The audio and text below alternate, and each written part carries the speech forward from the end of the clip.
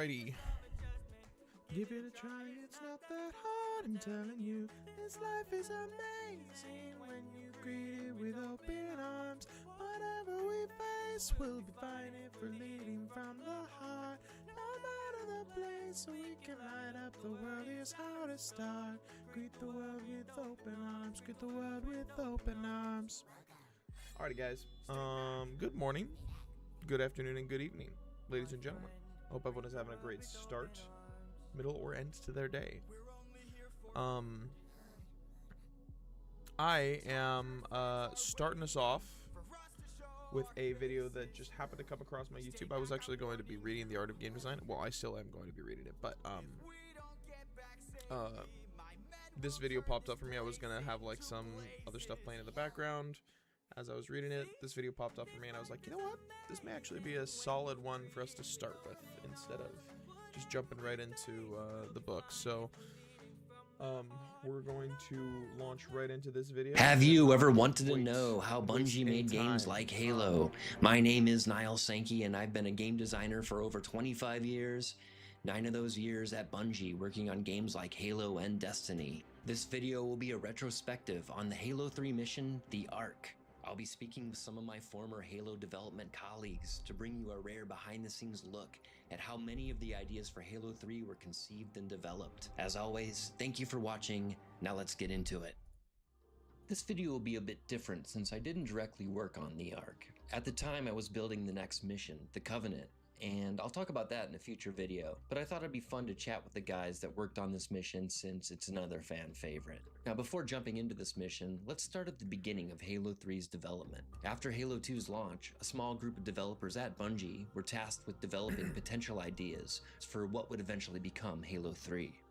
My name's Christopher Barrett. I've been working on video games for 27 years or so now. Worked at Bungie for much of it. After Halo 2 was done, I remember that there wasn't really like a plan for Halo 3, but we knew there was going to be a sequel. And so there was a lot of exploration, kind of just, hey, you know, artists keep busy, like work on some stuff. So we locked ourselves in a room in a different part of the office at Microsoft, and we just started coming up with what we thought could be cool missions. I do remember being around Rob Stokes and Mike Zack and Chris Barrett, you know, the same way that George Lucas and company would have thought about like what new planets should we explore in the next Star Wars movie. We were trying to do the same kind of thing for Halo 3. We knew roughly that we would be going to Earth. We knew that roughly you'd go to a large space station called the Ark.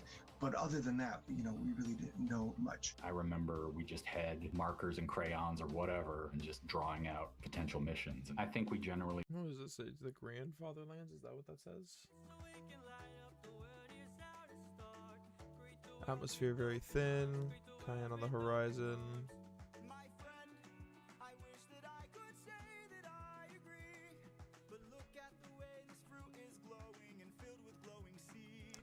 Oh yeah. It's like the beach where you fight the scarabs. It's like, so this is the concept art of that.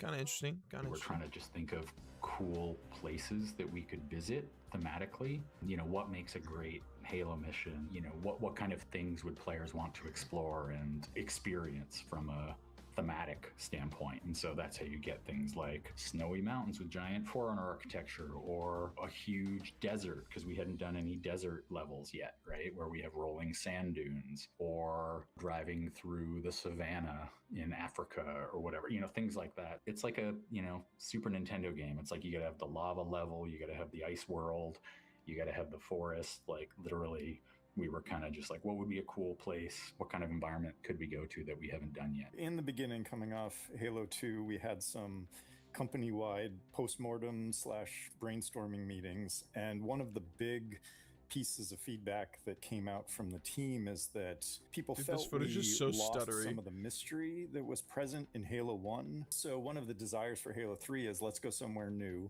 somewhere that we don't know what it is, what it's for, and that is essentially where the Ark came from. And as part of that, we wanted the very first level on the Ark to be very much a Forerunner, mysterious type of place. So, as Rob states here, the concept of the Ark was born from a desire to discover and explore new frontiers. And this is not a story goal, this is an experiential goal. We want players to experience mystery in new and faraway places. So now that this experiential goal is identified, the team then determines the art and story that will support this. At this point, Chris Barrett constructed art concepts for this mysterious new place using a software. So to a certain degree, I can kind of like speak at least a little bit to that with the one project that I've done is like,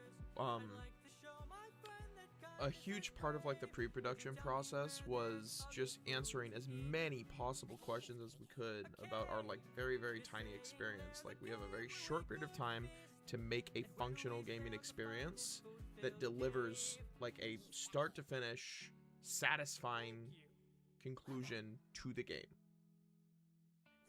The question then becomes, okay, if we're trying to do this,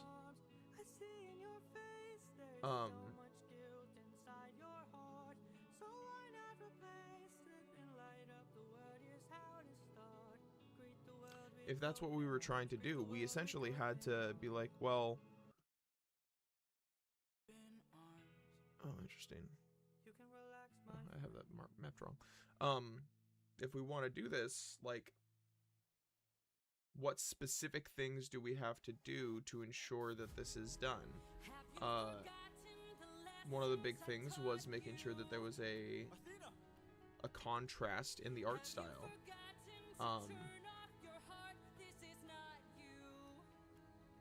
It's almost very like, we have one side of the art that's almost very like bouncy and almost kind of plushy. And then we have the other side of the art, which is very sharp, very distinct, and kind of gruesome. That contrast serves to create a very, very specific experience for the player. And those questions are like what you're trying to answer in the pre-production period, because those inform how the rest of the designs take form artistically, and maybe even from like a design perspective. Probably, actually, yes, from a design perspective as well, because as you're putting together these maps, all of these things have to be like these maps, these levels, whatever it is that you're doing, all of these things have to be taken into account when you're trying to put them together. And so all of these, and I think that's part of what makes game development, in my opinion, just a very difficult discipline, is everything is so cross-disciplinary. And so the requirement for the people who are making the games is to be able to evaluate things from a wide variety of perspectives. And one thing that I've come to like start to understand is that in the US specifically, this is a little bit of a tangent here, but in the US specifically, the reality is that there's very, very hyper specializations needed to do a lot of different things in game development companies, especially in the AAA realm these days. And the more specialized you get in something, generally speaking, the more expensive it is to hire you for what you do, because you are of a much smaller crowd of people who are incredibly good at one particular type of thing. That is a good thing in the sense that when people hire you, they know what they're going to be getting and they can leverage that to its greatest capacity. That also means that you are going to cost the studio way, way more money, which is a huge part of the reason why a lot of game development people in the United States, I think, are losing some of their jobs. A lot of their jobs is because the actual game development process in the US is more expensive now than it ever has been. And with teams as big as they are and with how specialized people are, it is just not cost effective to hire people in-house anymore. It is way cheaper to just outsource everything, which I think is a big part of the reason why indie, at least in the US, is probably just going to be doing much better than AAA, at least from like a, cost to profit ratio, than than most of the AAA companies are going to be doing, which is why you're seeing all these like studio closures and layoffs and shutdowns and stuff like that. It's just it's a bummer, but that's just kind of where it's at. Anyways, sorry, that was a bit of a tangent, but continuing on. Application called 3D Studio Max. Many different forms were created in an effort to find a form that would ultimately become the mysterious installation known as the Ark. There are certain references or shapes that just tend to have more evocative imagery, or they have more feel. So you kind of can use that to build lore from that. Kind of started with this one of sort of almost like flower petals, or imagine multiple pieces of a ring that could open and close that had some sort of central structure, something that felt, you know, unique and special and kind of beautiful and evocative, but still had some of the DNA of the original Halo ring. So I think that's kind of where this came from. The other thing that's important if you play Halo is that the skybox has the actual ring extending up into the sky. So it was very important to create a new structure or environment where if you were, you know, on the surface, that it would create an evocative skybox where you could see some place up in the sky that you may go to, and, you know, in another mission. This was a starting point. I remember talking to Marcus and showing him this, and I think he liked this kind of general direction. So then we started, you know, iterating in this direction and trying to refine what it, you know, what exactly it needed to be and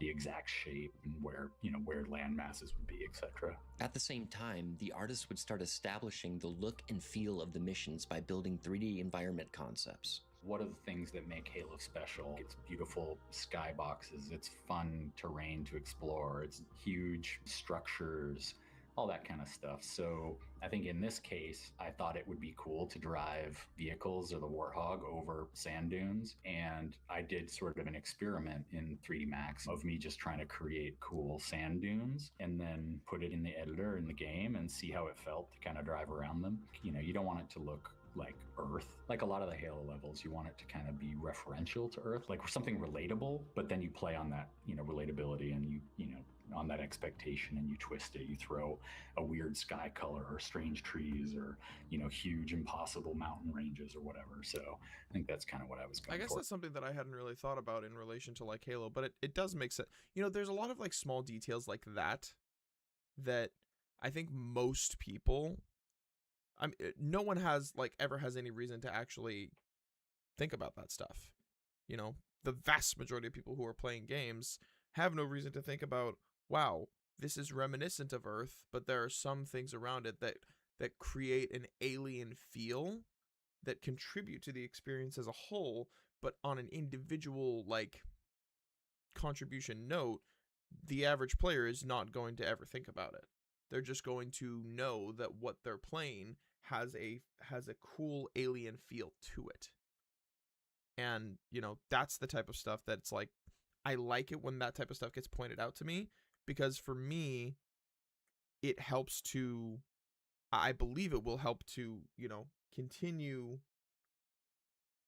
I believe it will help to continue developing my own understanding of design in general. And I think it'll go a long way to continuing to help build out my skill set. But I next time I hop into Halo, like one of the older ones, I'll probably have to look at, you know, just some of the way that the art was kind of like displayed in the levels of the game to get a feel for kind of what it's like. I want to explore that a little bit next time I jump onto Halo. This mission was also unique in that the mission design and scripting was done by a designer by the name of Francois, who joined Bungie initially as a design intern. Francois was a student attending college when the mission went into pre-production. My name is François Boucher-Jeunesse. I'm a game designer / programmer that's been doing this since 2005. My first job was at Bungie for Halo 3. Bungie was very generous at the time. They flew me in for a week just to give my inputs on the mission. And so when they flew me in, the goal was to figure out the sandbox we would be using, right? Like what the experience would be, how it would evolve over over time. We had decided to bring Francois on as an intern, but he was still in school when we were doing the mission planning, and we didn't want him to show up, a few months later and just hand him a mission and say, here, go build this. So we actually flew him out, and we basically just all hammered on this together. We wanted him to essentially feel ownership over the mission. From a gameplay perspective, we wanted to do more with the Scarab tanks. Elite Guerrilla Operations. F, what is this? Find Guilty Spark. So A. Interesting. Grandfather Lands. Oh, okay, so this is like this is the wall, or at least, yeah, because you fight the first Scarab out here, then you move through this stuff, end up coming out over this way. Then you have the tank that gets dropped off over here. Clear the LZ. Of course, we want to do a lot more with vehicles, have it be a more open environment for warthogs and scorpion tanks, wraith battles, that sort of thing. For me, I very much liked missions that gave you the time to have your setup. So you could go here on the left side, move around, look at the enemies on the right, trying to figure out how you wanted to approach. Surprisingly, making sure the AI would be blind and not see you in that segment was actually a big challenge, because there's all of these perception systems that exist, right? And you want to make sure that you give players that space, but not too much. So that was a challenge. Once the mission plan was established, the actual construction of the mission could start. At Bungie, typically the world artists were the level designers. They would use this whiteboard as a high-level guide and then start to construct spaces that would be fun for Halo's combat and exploration.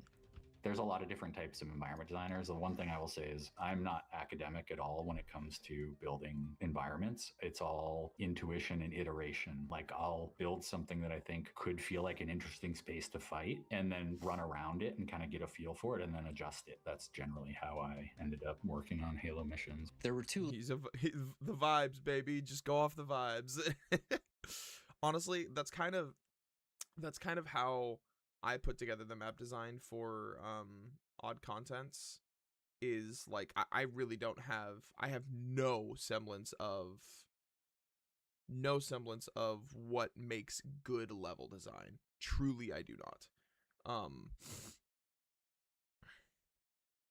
I when I put together like the paper draft of that map, I was like, I just want essentially I was just like, I just want to ensure that there is that when people are walking around, that the actual steps that they have to take, like the golden path of where they would need to go to complete it, would take them through like 80% of the town, with the rest of it being open and available to be explored. I think that there are some other elements of that game that I wish we could have been able to do more with, as far as, yeah, I want more reasons to explore beyond just finding people to talk to. Time constraints and resource constraints have kind of prevented us from being able to do that in the way that I think I would have liked.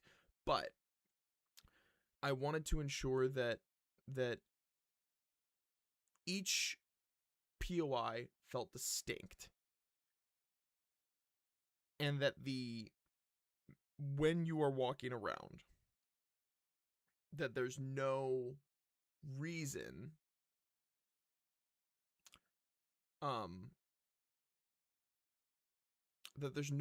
for you to like not feel some level of curiosity in regards to what else does this town have to hold. And that was primarily driven through the fact that each POI is distinct. Again, I wish that we had more time and resources to be able to flesh some of that out a little bit. I wanted to be able to add some things we have now, like alternate paths that we built out into the level design, which I think add a bit more visual variety and create some more options for the players to choose to walk through.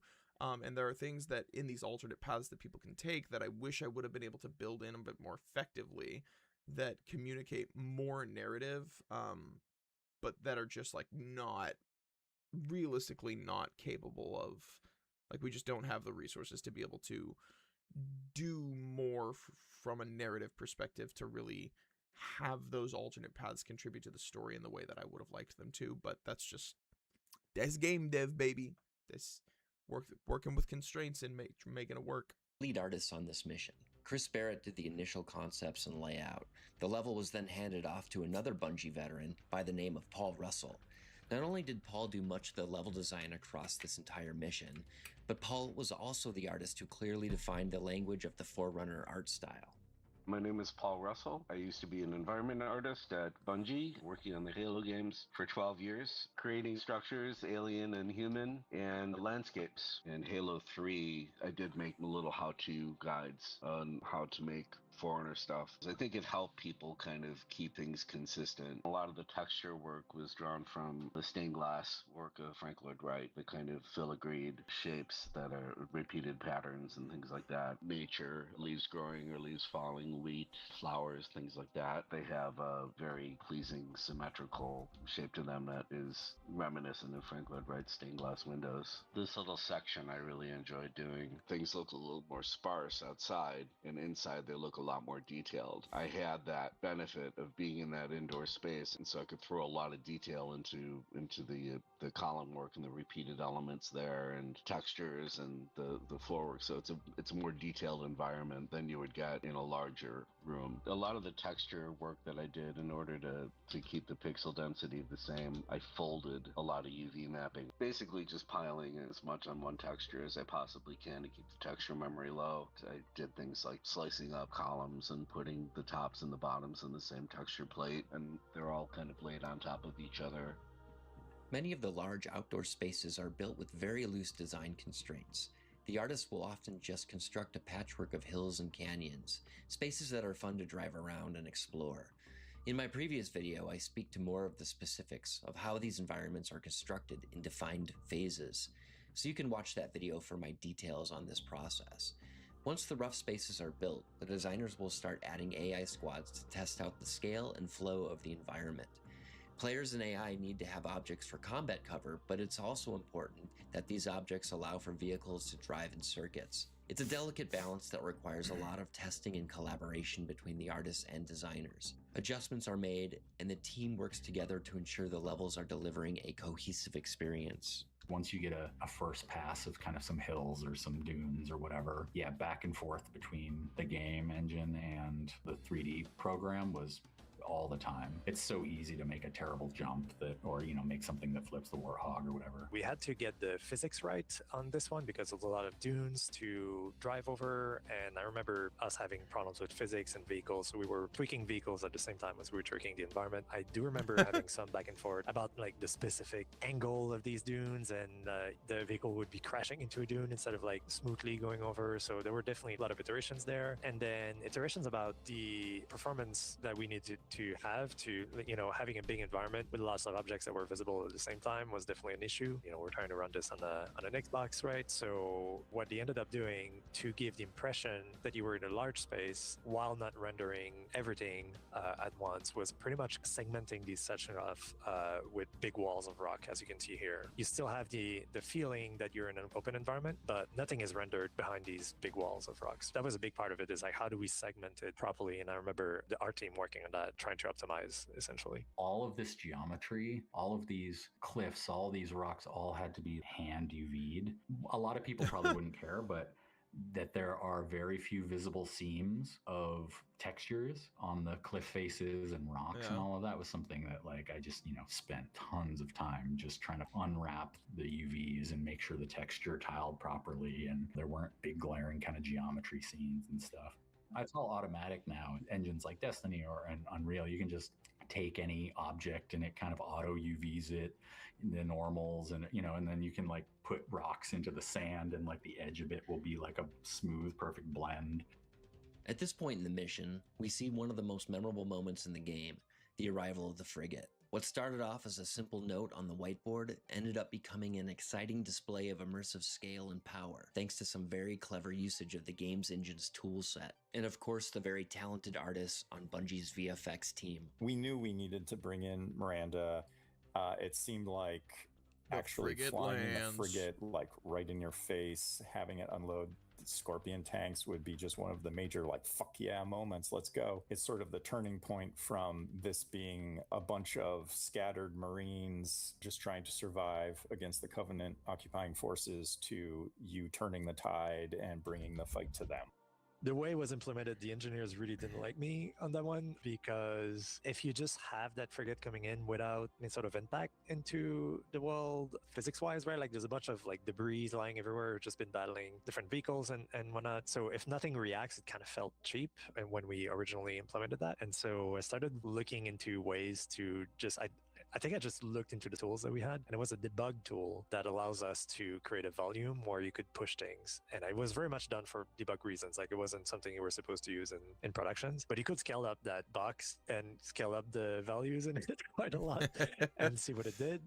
And I think I just put that in the mission, and people found it to be awesome, except programmers, because it wasn't meant to be used at all and was pretty expensive to use, and the frame rate was dropping at the time, right? So yeah, I think it basically, people bought into that kind of like the full sandbox being pushed, right? Like during the introduction of the frigate, and it kind of forced programmers to fix it later. So yeah, you're basically writing checks that they have to cash, right? yeah, pretty much. Yeah. So I think everyone agreed it was like interesting, but it was unclear if we could do it. And we had like a bunch of scripts running in the background, aggressively delete everything that we could. That is what designers do, right? We figure out how to use what few tools we have to do what we want, and then we beg forgiveness and help of the engineers to make sure it doesn't break the game.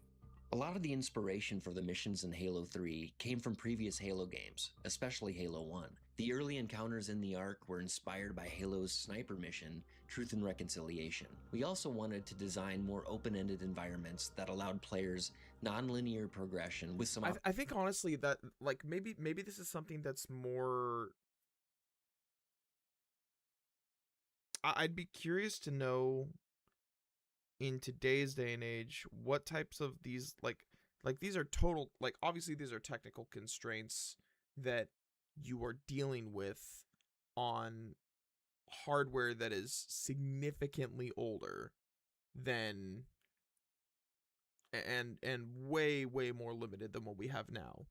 And so I'm sure that there are constraints that you're still dealing with as a developer these days, but I'd be curious to know what types of constraints, like what those constraints are in comparison to what the constraints were back then.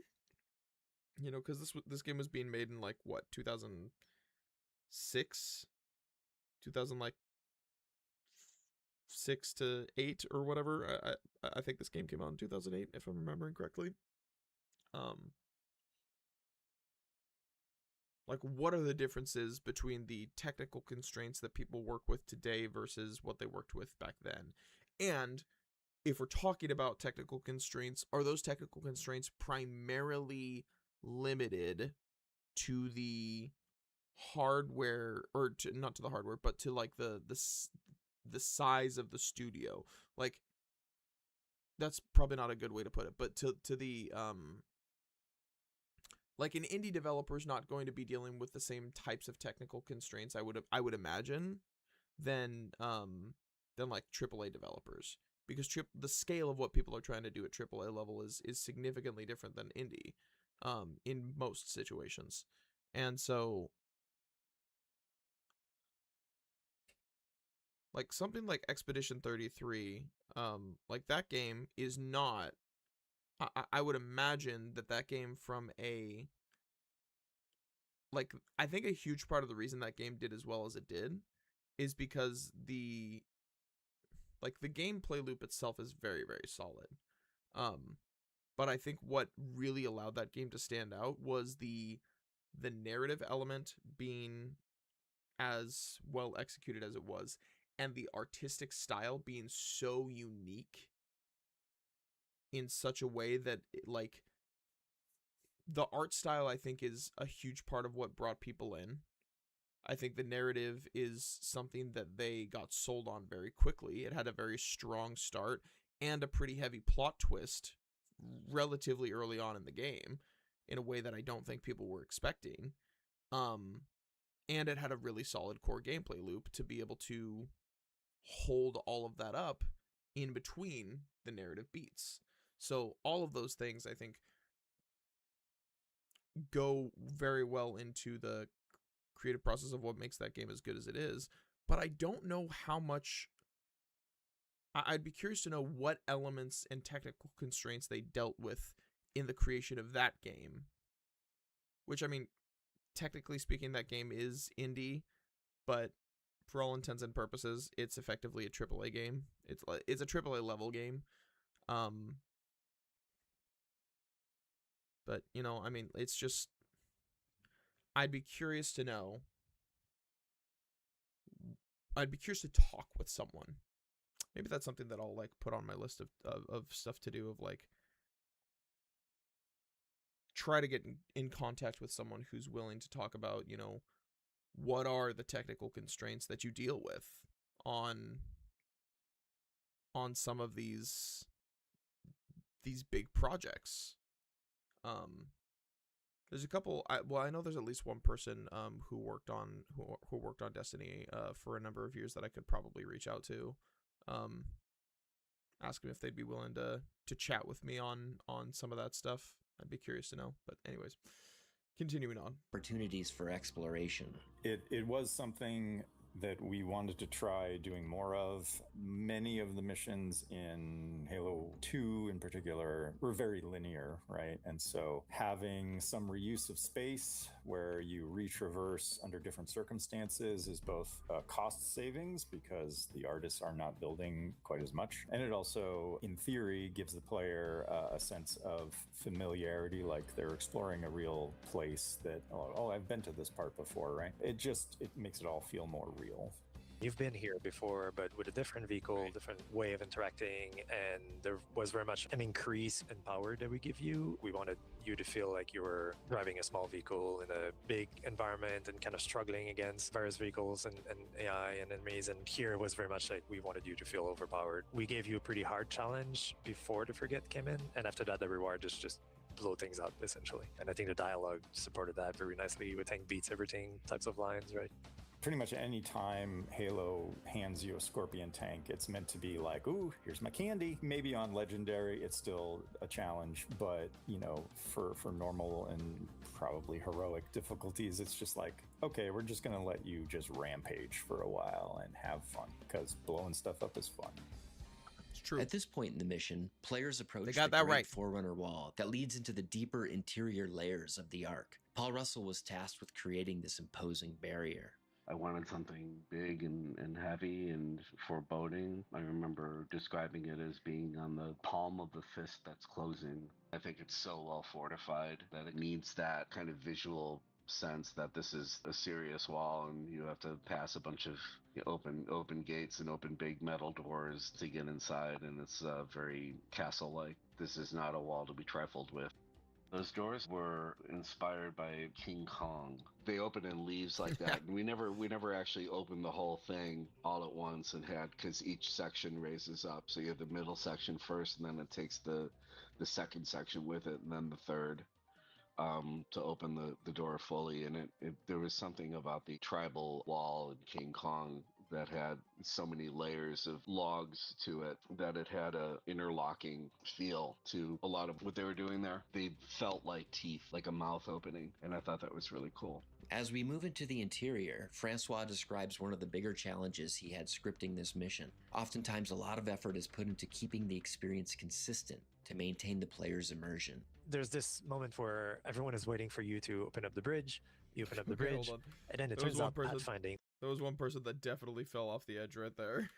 That Marine To just keeping died. the experience consistent to maintain the player's immersion. There's this moment where everyone is waiting for you to open up the bridge. You open up the bridge, and then it turns out pathfinding was horrible for vehicles that big under a very small portion of terrain that way. So very often, And up to the final game, you could see AIs driving off the light bridge.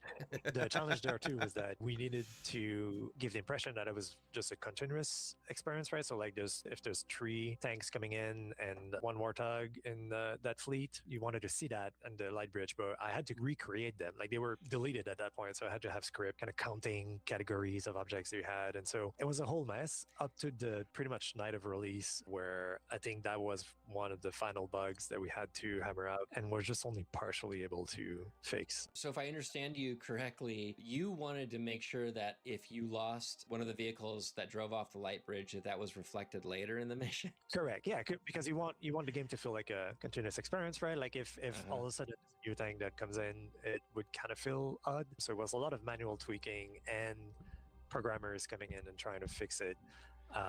But we were only able to fix it partially. I want to say, like it's, I want to say that at least like a quarter of the time, there's a vehicle that falls off. Ultimately, it's the choice between, with the tools that you have, would you rather try to create a big moment with some flaws in it, or do you, we could have just skipped that section entirely, right? And then it's just, you just click a button and there's some audio that says like, oh, thanks, the light bridge is opened or something. And then you move to the next section and you see the vehicles appear, right? But yeah, it's the choice between accepting some problems, but creating awesome moments. Once through the wall, players are given this incredible vista as a scarab enters the area overhead. The art team put special focus on delivering an experience worthy of a Halo game.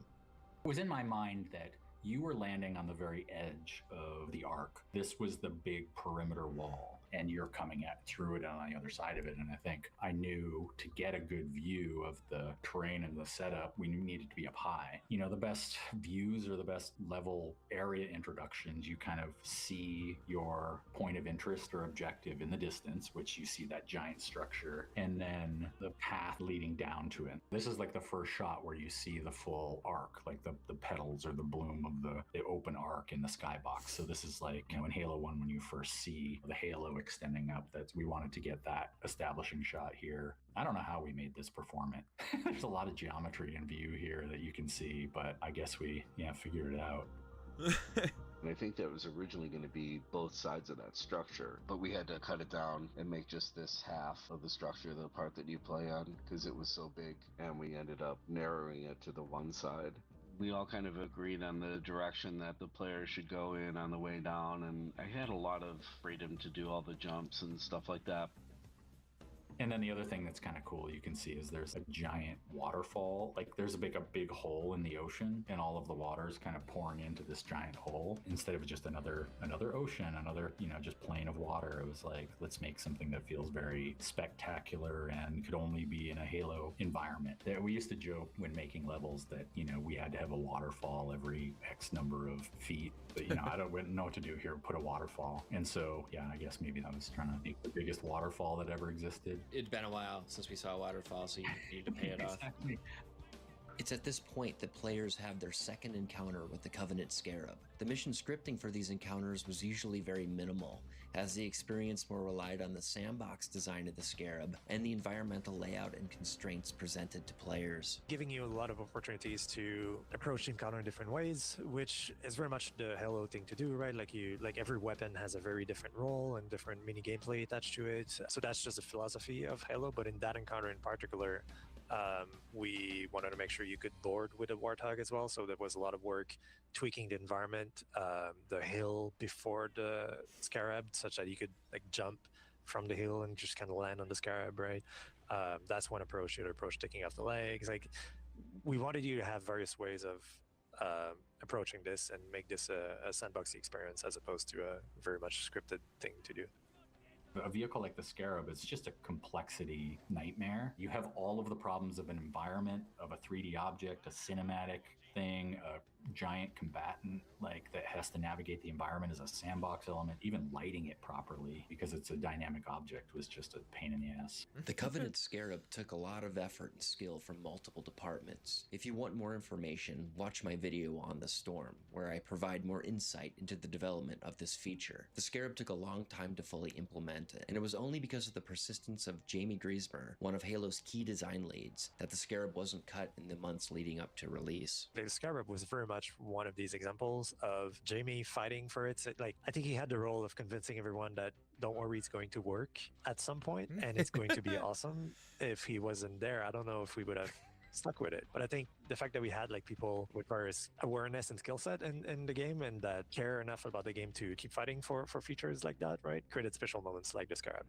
Certain companies do things great. They all have Which their is like, specialties. I mean, Bungie has always been very great much creating so. these kind Like of I sandbox- distinctly like what I very distinctly remember is the double Scarab fight, which is not in this level. I believe I don't remember the name of the actual level. Maybe it's the wall or something like that. It's the Halo 3 mission, where you breach through the wall. You have to go to these different towers to take down the shield, and that way you can go through. And then when you go through, there's the 2 Scarabs that you fight on the other side of that wall. Like, that shit is by far the most memorable thing for me, I think, out of like everything from Halo 3. Like, the idea of like, holy shit, I'm fighting 2 Scarabs at the same time. Like, that for me, I'm sure that was for these guys a nightmare to actually go ahead and implement. But that was so fucking memorable for me as a player. Like, that is seared into my brain. I still love going through that level just because fighting 2 Scarabs at the same time at the end makes you feel like such a badass, dude. Like, it's these massive hulking Covenant structures that are made for just absolute decimation of ground troops, and I'm taking out 2 of them. It's so good. box experiences, right? With great shooting mechanics. Giant bosses has always been an Achilles heel for Bungie. If you want a giant boss, you have 20 people immediately going, no, we can't do that, or it's going to take 6 years, or it just becomes this difficult thing. That was something I always wished we had more of, was big spectacle bosses that were just, fun to fight and were, cool moments, sandbox moments. Players eventually fight their way into the Ark's cartographer installation.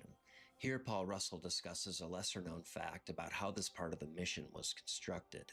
This whole interior space, all the way through the end of the level, is a redo of Silent Cartographer's interior. Was it always the intention to reuse that geometry for this? No, I had actually been rebuilding it at home for fun.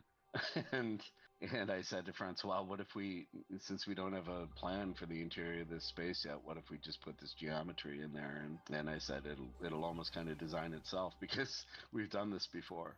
So that went really smoothly because it was well designed from Halo 1. So all we had to do is just drop Covenant in there mostly, and then we didn't really have to add that much to the space to make it fun. So in classic Bungie tradition and form, we once again reuse the space. Yes. That's amazing. Yeah. So you were just building this at home in 3D Studio Max for fun? Yeah. Wow. I always felt like I didn't finish the Silent Cartographer interior spaces. We have these 2 spines here. See, there's the one at the end there and then the one to the left here. And you can see both, and those run the entire, from top to bottom in all the levels. So it ties together all the levels visually, which is something that we didn't really think to do in Halo 1 because we weren't thinking that way in the game. We were just trying to make the level fun, and we didn't have a lot of time to really finesse the visuals or think about what we wanted to do with the spaces visually. I describe it as a spine, and it is that. It's kind of like the main, not a main structural element, but a main kind of visual draw that keeps you centered as a player, that you know where this thing is. Now, for those that don't know, there was a mission called Guardian Forest that was originally planned to occur after the Ark, but then it was decided early in development to cut this mission. I'll talk more about Guardian Forest in a future video, but for now it should be noted that cutting this mission forced the team to change the story and environment for the ending of the Ark.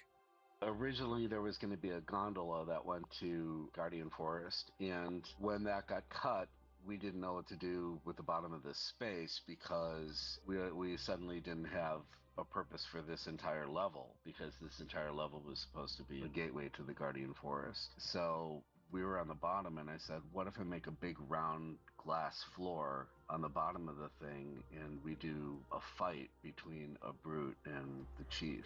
we have like this arena thing where the brutes are kind of sadistic enough to want to do get in here and do a Mortal Kombat style mano a mano fist fight, and then Johnson would come in and pick you up. You're the one that made the proposal for this. Yeah, it's just another one of my $10 ideas. What if we do this? Seems to be kind of my legacy, like with the naming of the game and everything. The dumb, simplest, non-intellectualized, just me pulling my thumb out of my ass and going, "Hey, yeah, so what if we did this?" Anytime you can tell any kind of To be story. fair, I feel like that's kind of just all creative work. Especially in the realm of game dev. I feel like that's just kind of creative work in general. It's like, well, what if we did it this way? And then just hoping for the best.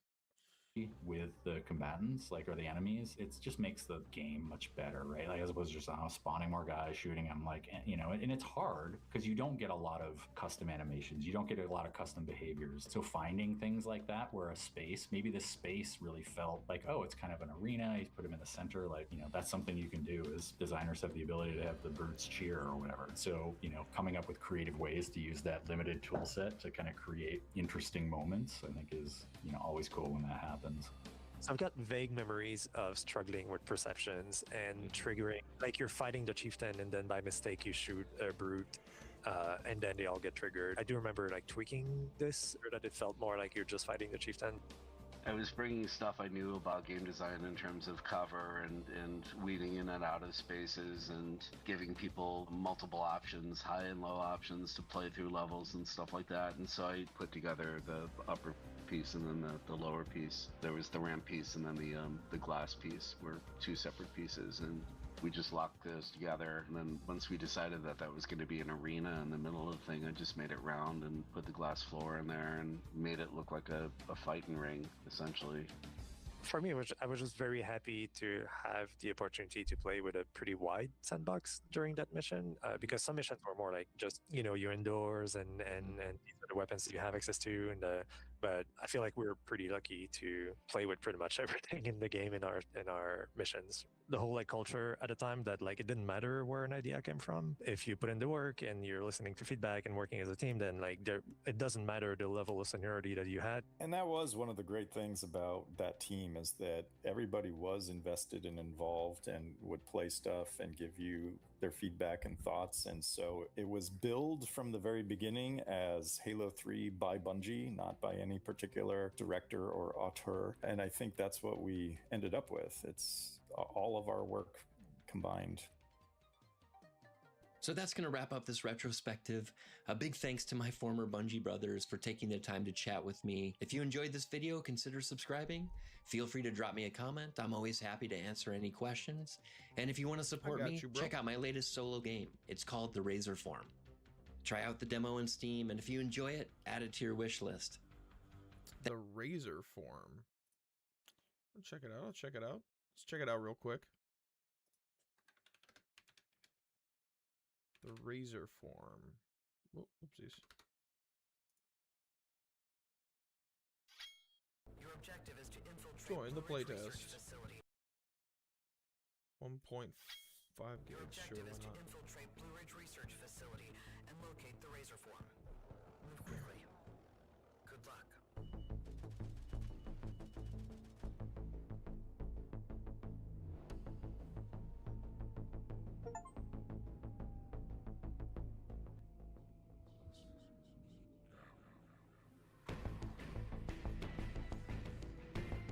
We'll give it a shot real quick. We'll launch into that.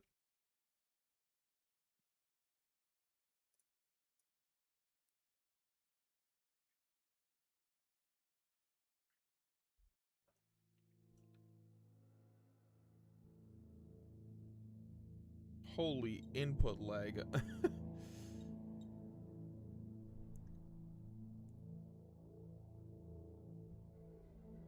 Want to hear your thoughts? There's a feedback form on the main menu. Please help me make the game even better. If you previously participated in the playtest, I recommend deleting your game save in the mission selection option. Send me a video capture of your play session, and I'll add your name to the credits. Roger that, brother. I'm right there with you. Thank you for your support. It means everything.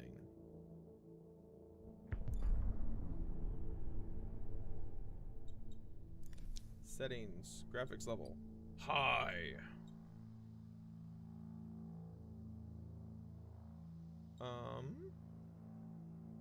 Retro pixelate. Yeah, I prefer that off. Retro CRT. I do kind of like that effect, though. That effect kind of looks good.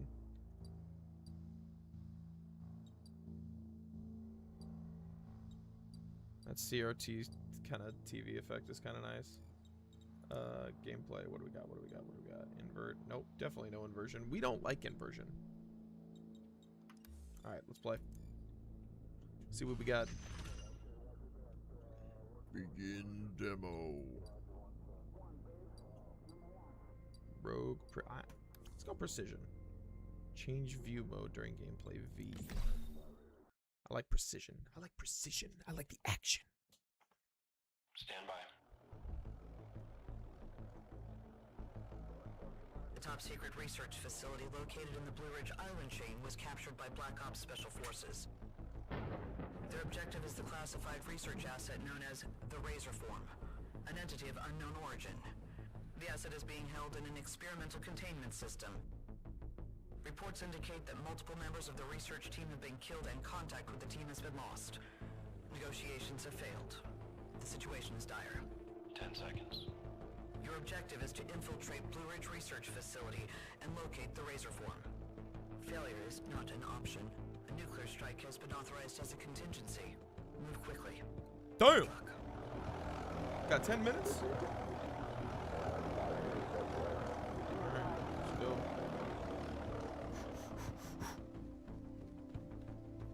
Okay, F is grenade. 4 will pull out my pistol. Left control, pull out that tab. Objective, what do we got? What do we got? Aux entrance.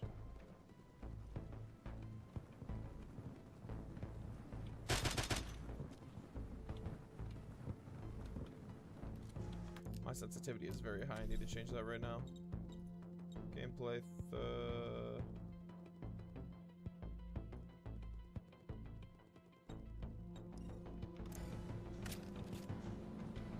That feels a little bit better. Honestly, I feel like I should still turn it down a little bit more.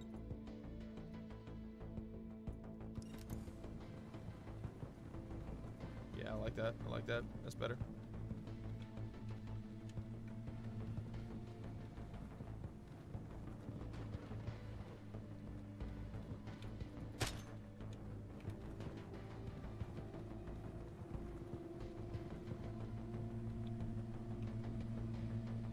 Power relay. Destroyed. Go, go, go, go, go, go, go, go, go, go. Got 10 minutes to a nuclear strike. Come on now. Ooh. What a night vision goggle action.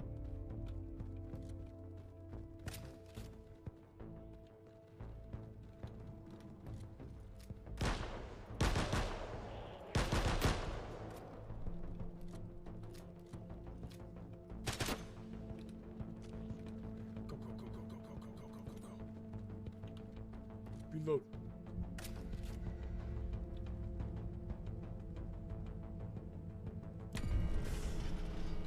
Ah!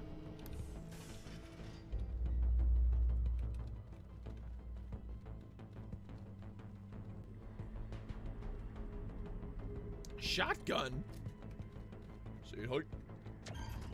Full HP.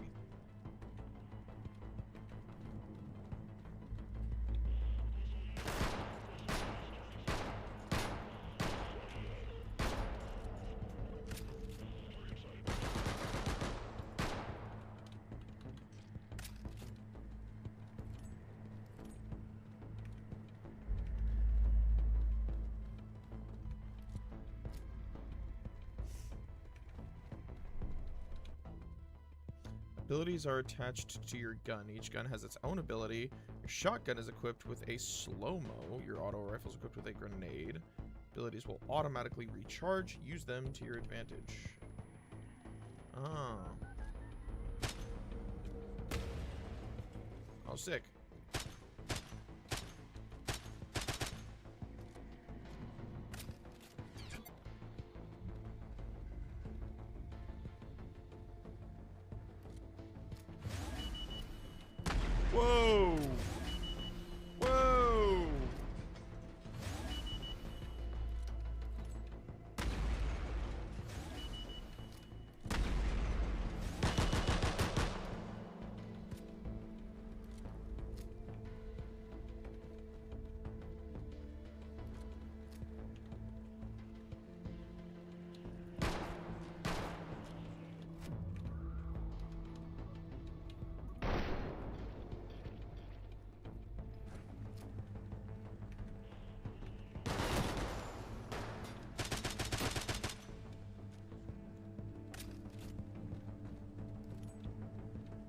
Okay.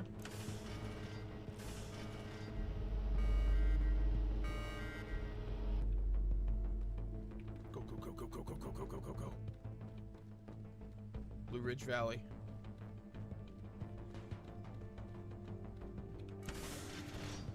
Nuclear strike delayed. Well done.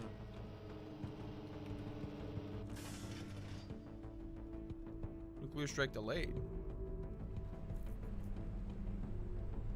You should be at the outer containment entrance. Get close.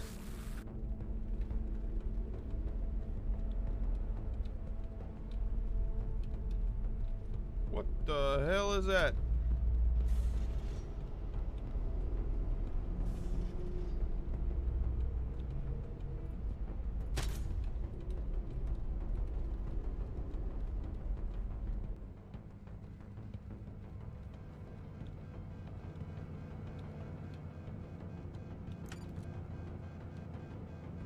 Unlock down. Rebooting. Save game.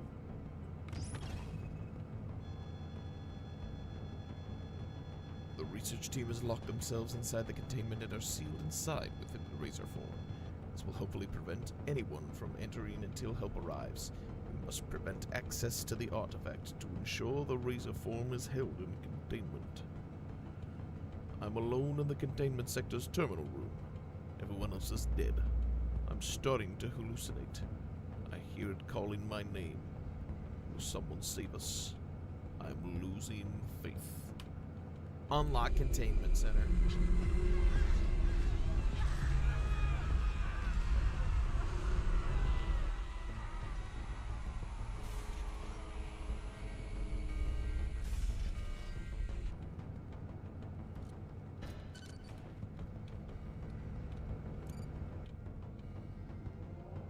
Oh, this hooks me up. Hell yeah.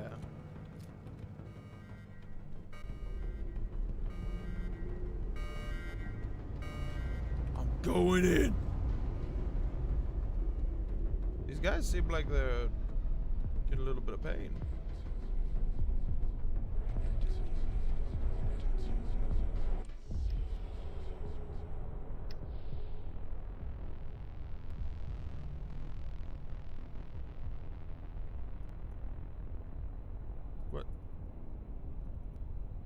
What's happening?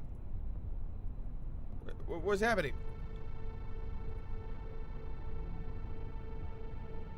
I have a cursor, but it's not doing anything. What's happening?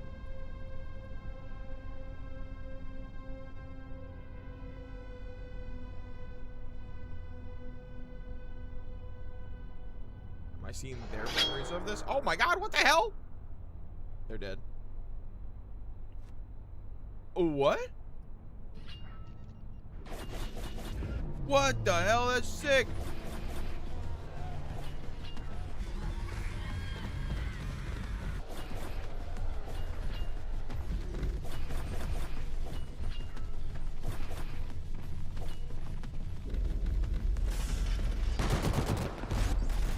What the?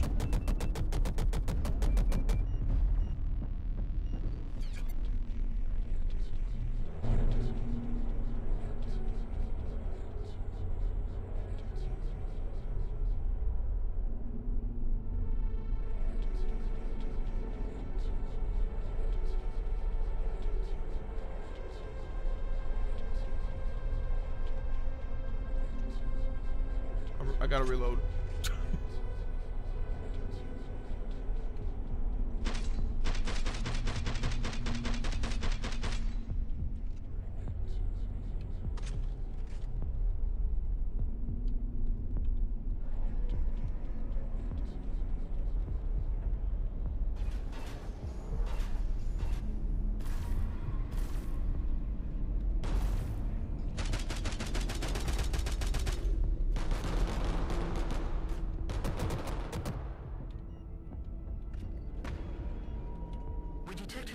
Surge near you, possibly linked to the classified relay device. We need you to see what's on the other side. We'll lose contact with you once you enter. Locate a weapon and find a way to re-establish communications from the other side. Good luck.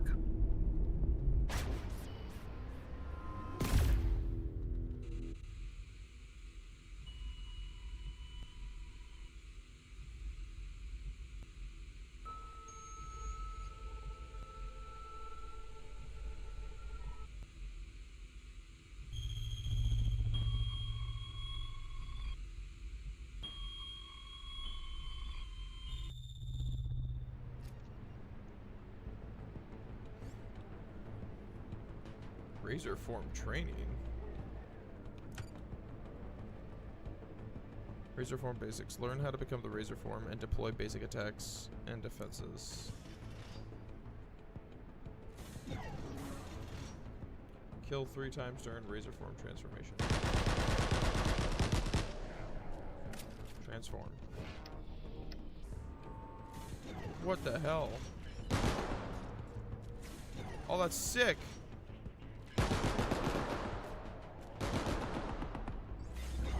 Oh, that's so sick! Use teleport to quickly move around and encounter the enemy to confuse the enemy. The meter below shows your 3 teleporter charges. Huh. Huh. Huh.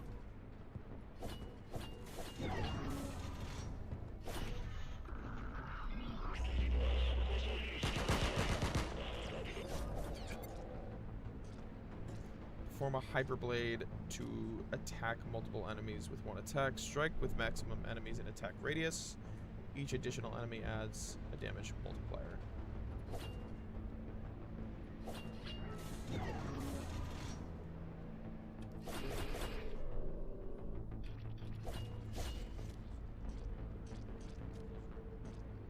When your Hyperblade Plus meter is charged, the radius attack power will drastically increase. We will now fully charge your Hyperblade to demonstrate.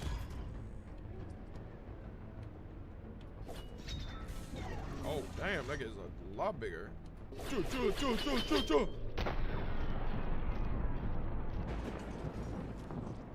Hell yeah. Hyperblade Plus attack is the most effective attack against the most high-level enemies and bosses.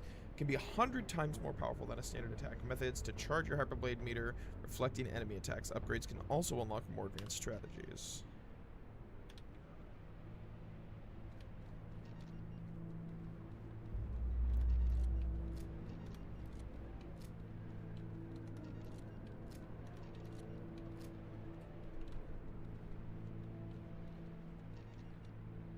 Kill 3 enemies to unlock the Razor form. Transforming into the Razor form always gives you full health, like getting a free life. If you get killed as the Razor form, you will return to your human form. Master your Razor form skills to kill faster and stay alive longer. Swap weapons to become effective at close and long range.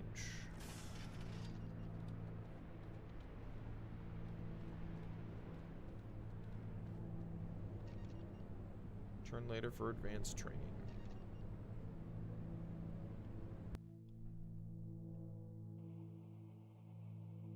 Earn upgrade points by completing missions, killing bosses, and uncovering secrets. Spend these points to upgrade your Razor form powers.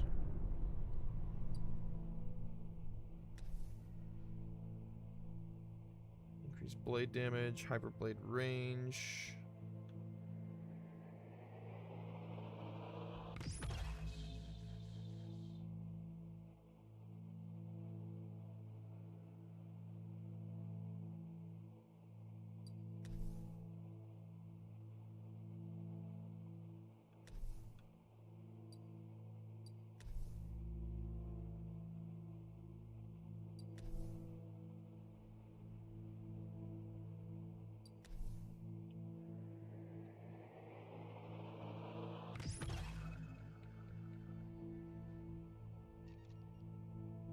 Let's get to work. Choose landing site. Intel report. Anomaly discovered as classified lunar excavation site. Cool.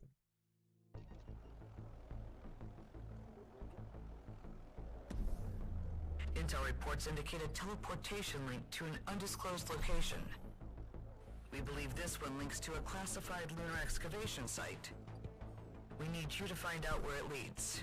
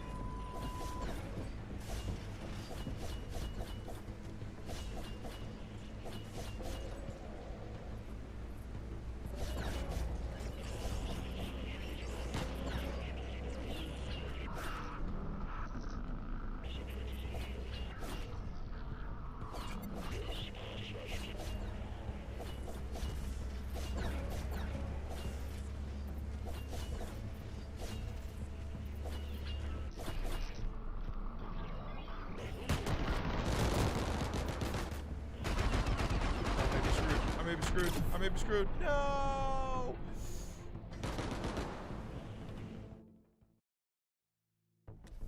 Let's try this again. Let's try this again.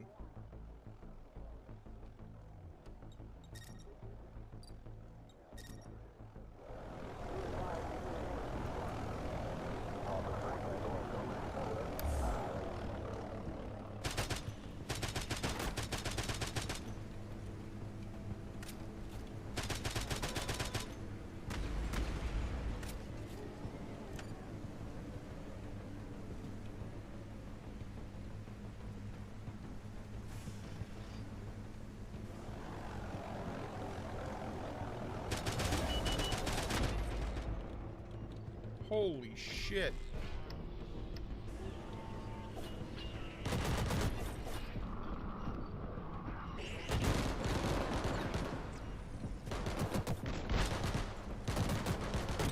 Damn, dude. It's gonna take me a minute to actually like get used to. Realistically, I would actually like to continue playing this. This does feel actually kind of fun. I do want to wishlist this though. I am gonna wishlist this. I'm gonna slap a wishlist on it. Add to my wish list.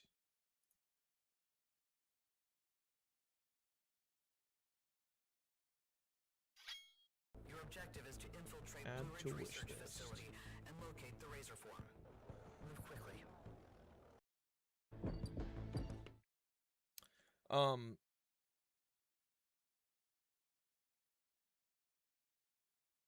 Yeah. I'll definitely go ahead and check that out a little bit more at a later time. Because that does seem like something that would be up my alley. But regardless, what I was originally going to do before we even got to that video is I was literally just going to put on like rain sounds, sleeping, no ads. I'm literally just going to be playing this. Did anybody get back to Deborah No Simmons? ads. Good news, everyone. No We're ads. switching to I just got an ad.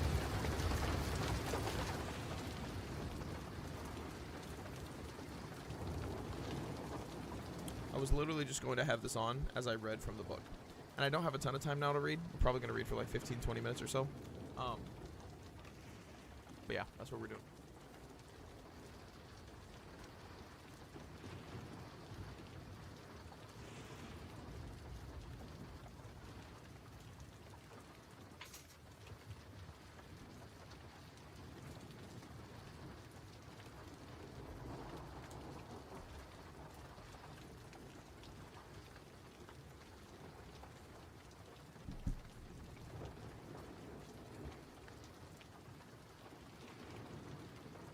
Okay.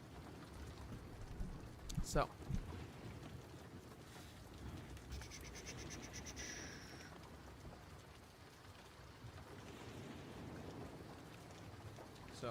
Jumping right back into where we kind of left off.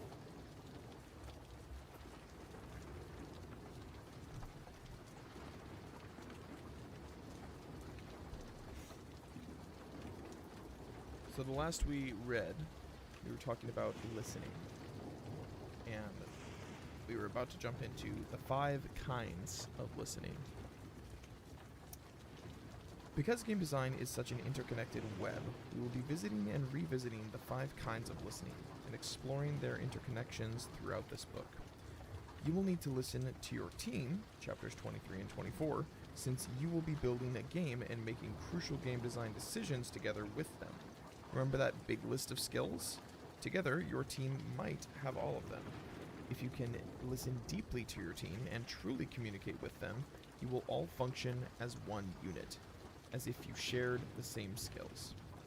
You will need to listen to your audience, chapters 8, 9, 21, 22, and 30, because these are the people who will be playing your game.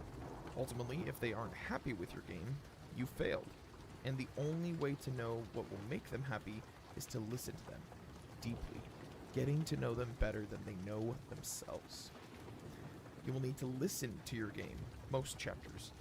You will need to listen to your game, most chapters in the book. What does this even mean? It means you will get to know your game inside and out. Like a mechanic who can tell what's wrong with a car by listening to the engine, You will get to know what's wrong with your game by listening to it run. You will need to listen to your client, chapters 27 through 29. The client is the one who is paying you to design the game, and if you don't give them what they want, they'll go to someone else who does. Only by listening to them deeply will you be able to tell what they really want, deep in their hearts.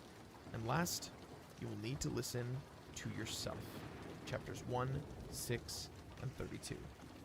This sounds easy, but for many, it's the most difficult kind of listening. If you can master it, however, it will be one of your most powerful tools and the secret behind your tremendous creativity. The secret of the gifted. After all that fancy talk, your confidence might be fading already. You might be wondering whether game design is really for you. You might have noticed that skilled game designers seem to have a special gift for the work.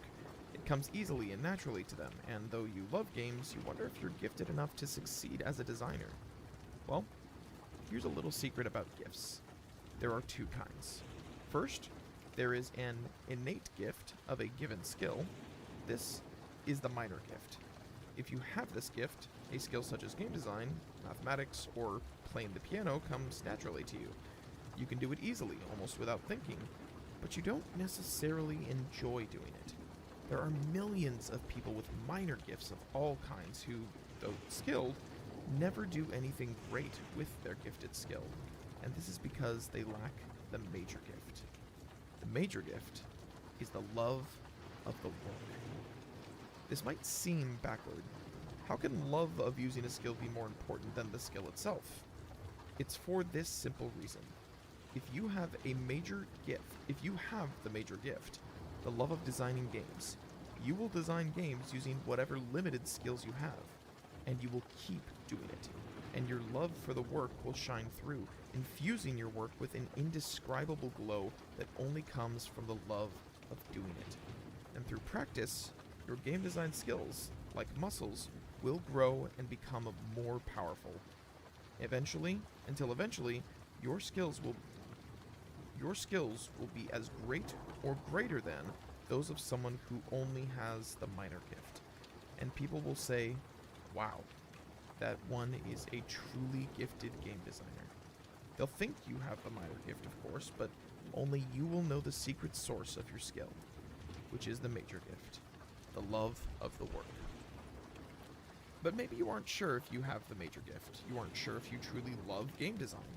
I've encountered many students who started designing games just to see what it was like, only to find to their surprise, they truly loved the work.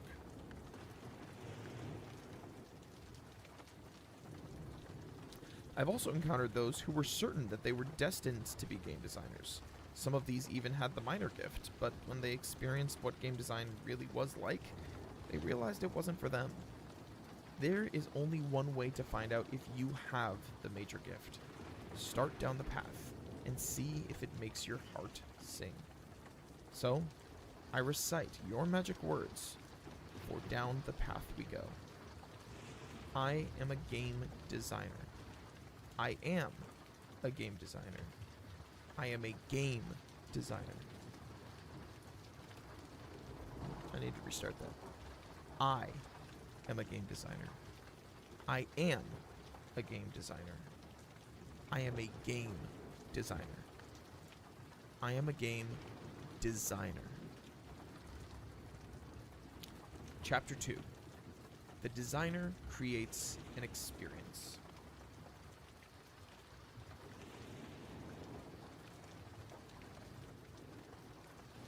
I already know the ending, / it's the part that makes your face implode, / I don't know what makes your face implode, / but that's the way the movie ends. They might be giants. Experimental film. Of the innumerable effects or impressions of which the heart, the intellect, or the soul is susceptible, what one shall I, on the present occasion, select? Edgar Allan Poe, The Philosophy of Composition. In the last chapter, we established that everything begins with the game designer, and that the game designer needs certain skills. Now it's time to begin talking about what a game designer uses those skills for. Put another way, we need to ask, what is the game designer's goal? At first, the answer seems obvious. The game designer's goal is to design games. But this is wrong. Ultimately, a game designer does not care about games. Games are merely a means to an end. On their own, games are just artifacts, clumps of cardboard, or bags of bits. Games are worthless unless people play them. Why is this? What magic happens when games are played? When people play games, they have an experience. It is this experience that the designer cares about. Without the experience, the game is worthless. I will warn you right now, we are about to enter territory that is very difficult to talk about. Not because it's unfamiliar, in fact, quite the opposite. It's hard to talk about because it's too familiar. Everything we've ever seen. Look at that sunset. Done. Have you ever flown a plane? Thought, why is the sky blue? Or felt, the snow is so cold, has been an experience. By definition, we can't experience anything that is not an experience. Experiences are so much a part of us, they're hard to think about. Even thinking about experiences is an experience. But, as familiar as we are with experiences, they're very hard to describe. You can't see them, touch them, or hold them. You can't even really share them. No two people can have an identical experience of the same thing. Each person's experience of something is completely unique. And this is the paradox of experiences. On one level, they are shadowy and nebulous, and on another, they are all we know. But as tricky as experiences can be, creating them is all a game designer really cares about. We can't shy away from them, retreating into the concreteness of our material game. We must use every means we can muster to comprehend, understand, and master the nature of human experience. The game is not the experience. We must be absolutely clear on this point before we can proceed. The game is not the experience. The game enables the experience, but it is not the experience. This is a hard concept for some people to grasp. The ancient Zen question addresses this directly. If a tree falls in the forest and no one is there to hear it, does it make a sound? This has been repeated so often that it sounds hackneyed, but it is exactly what we are talking about. If our definition of sound is air molecules vibrating, then yes, the tree makes a sound. If our definition of sound is the experience of hearing a sound, then the answer is no. The tree makes no sound when no one is there. As designers, we don't really care about the tree and how it falls. We care only about the experience of hearing it. The tree is just a means to an end, and if no one is there to hear it, well, we don't care at all. Game designers only care about what seems to exist. The player and the game are real. The experience is imaginary, but game designers are judged by the quality of this imaginary thing because it is the reason people play games. If we could, through some high-tech magic, create experiences for people directly with no underlying media, no game boards, no computers, no screens, we would do it. In a sense, this is the dream of artificial reality, to be able to create experiences that are in no way limited by the constraints of the medium that delivers the experiences. It's a beautiful dream, but only a dream. We cannot create experiences directly. Perhaps in the distant future, using technologies hard to imagine, such a thing could happen. Time will tell. For now, we live in the present, where all we can do is create artifacts, rule sets, game boards, computer programs that are likely to create certain kinds of experiences when a player interacts with them. And it is this that makes game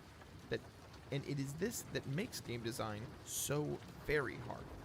Like building ships in a bottle, we are far removed from what we are actually trying to create.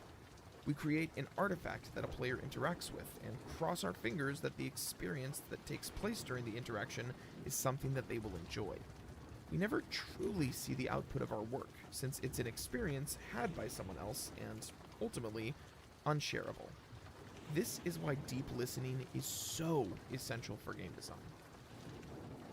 Take a sip of my water here.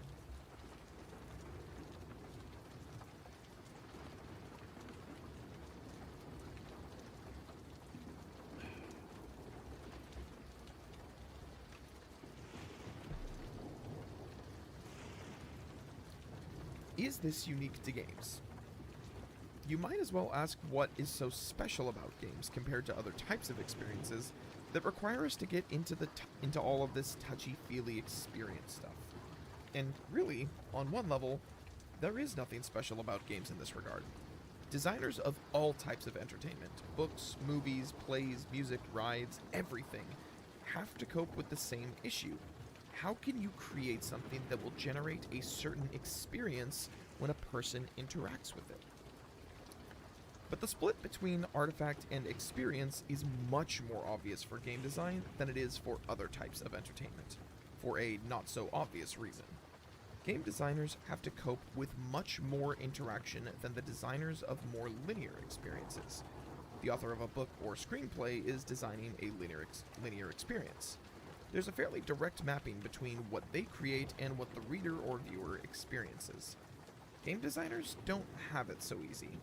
We give the player a great deal of control over the pacing and sequence of events in the experience. We even throw in random events. This makes the distinction between artifact and experience much more obvious than it is for linear entertainment.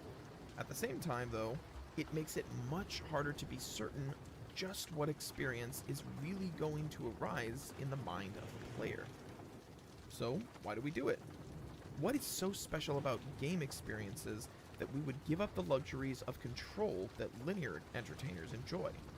Are we simply masochists? Do we just do it for the challenge? No. As with everything else game designers do, we do it for the experience it creates. There are certain feelings of choice, feelings of freedom, feelings of responsibility, feelings of accomplishment, feelings of friendship, and many others, which only game-based experiences seem to offer. This is why we go through all the trouble to generate experiences that can be had no other way. 3 practical approaches to chasing rainbows. There ain't no rules around here. We're trying to accomplish something. Quote by Thomas Edison. So, we've established what we need to do. Create games that will somehow generate wonderful, compelling, and memorable experiences. To do this, we must embark on a daunting endeavor to uncover both the mysteries of the human mind and the secrets of the human heart. No one field of study has managed to perfectly map this territory. Mendeleev, where are you? But several different fields have managed to map out parts of it. 3, in particular, stand out: psychology, anthropology, and design. Psychologists want to understand the mechanisms that make people tick. Anthropologists want to understand people on a human level. And designers just want to make people happy.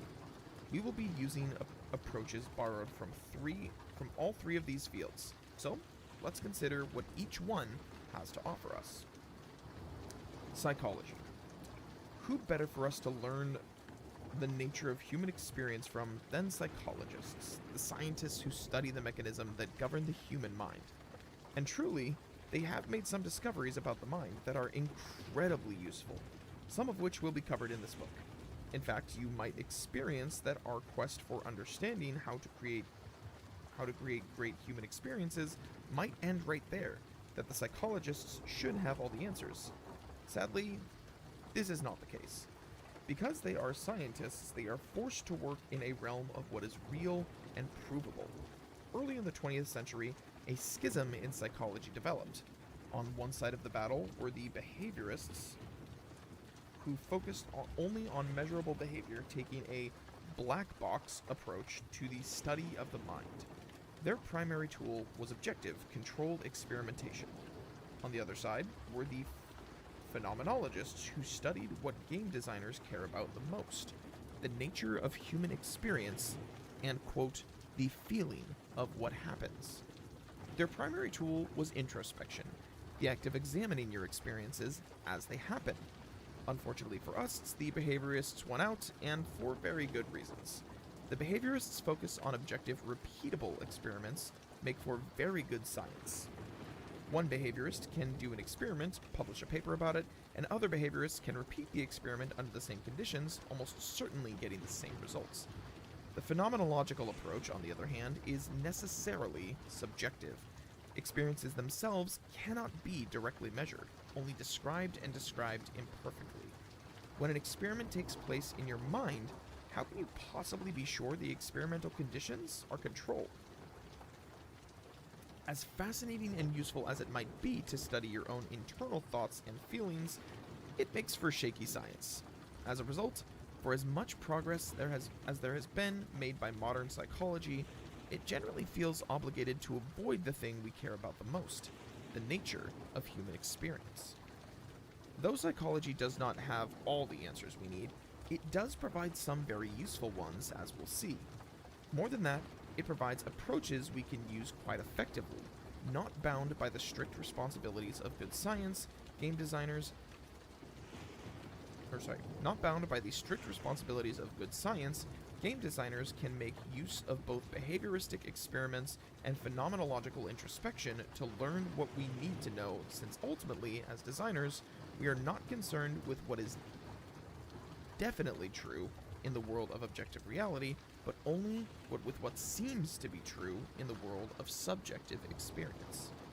But perhaps there is another scientific approach that lies somewhere between the two extremes of behaviorism and phenomenology. Anthropology. Anthropology is the most humanistic of the sciences and the most scientific of the humanities. Alfred L. Kroger. Alright. I do want to continue reading. Unfortunately, I do not have the time. I gotta get ready to go to work. I was trying to do more stuff in relation to employment. I know, dude, imagine. Crazy work. I really do. I was trying to do my streams at like 5:30. My body's just more acclimated to a 6 a.m. wake up, and so I just said screw it. I'm just doing 6:30. Be up at 6 a.m. Start my stream by 6:30. Get going. Stream for an hour and a half or so. Call it good. So 6:30 is what you guys are going to be seeing from me. I will be live again a little later on today, 5 p.m. Pacific Standard Time. So, keep that in mind. I'm going to be using a lot of this time to kind of, like, be working through my stuff.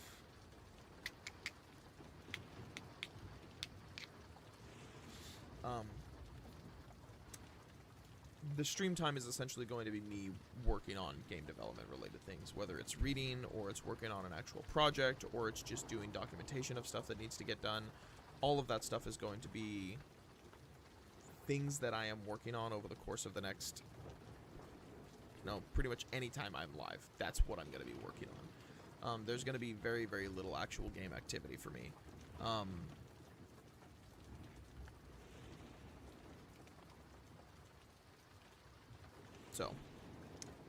But that'll wrap it for us today, guys. I will be live again, like I said, 5 p.m. Pacific Standard Time. So make sure that you have those notifications turned on, that you subscribe to the channel or follow on whatever platform you happen to be watching from.